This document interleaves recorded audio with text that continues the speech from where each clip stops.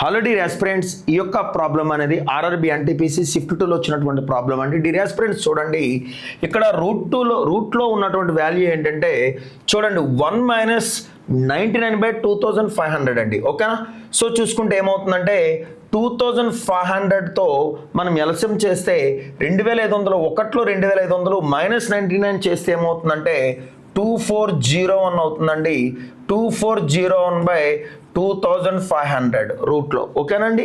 So చూసుకుంటే కనుక ఇది 49/√x అండి. 49/√x అండి.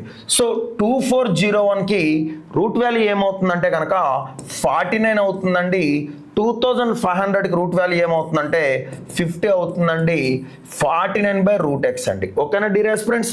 49కి క్యాన్సిలేషన్ అయితే చూడండి, ఇక్కడ క్రాస్ మల్టిప్లింగ్ చేస్తే ఏమవుతుందంటే డియర్ ఆస్పిరెంట్స్ √x = 50 అండి. దేర్ఫోర్ x వాల్యూ ఏమవుతుందంటే కనుక 2500 అవుతుందండి. ఏమవుతుందండి? ఇక్కడ 2500 అవుతుందండి. ఇది దీని యొక్క ఆన్సర్ అండి. 2500 అనేది ఏ ఆప్షన్లో ఉందంటే ఫస్ట్ ఆప్షన్లో ఉంది. డియర్ ఆస్పిరెంట్స్ ఇక్కడ చూసుకుంటే 2401కి 49 ఎలా అవుతుంది అనేది నేను ఇక్కడ ఎక్స్ప్లెనేషన్ ఇస్తాను చూడండి. సో చూసుకుంటే 01 మీద బార్ పెట్టుకుంటూ 24 మీద బార్ పెట్టుకుంటామండి. యూనిట్స్ ప్లేస్లో 1 ఉంది కాబట్టి ఏదర్ 1 or 9 కన్ఫర్మ్ చేస్తామండి. 1 చేస్తామండి. 1 1 జా 1 అండి. 9 9 జా 81లో 1 అండి.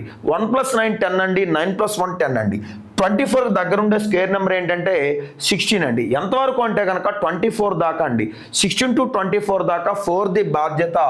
సో ఏదైనా 41 or 49 అండి. సో ఈ రెండింటికి కూడా కోఆర్డినేట్ చేసేది ఏంటంటే 45 అండి. మీడియేటర్గా 5² 25 అండి.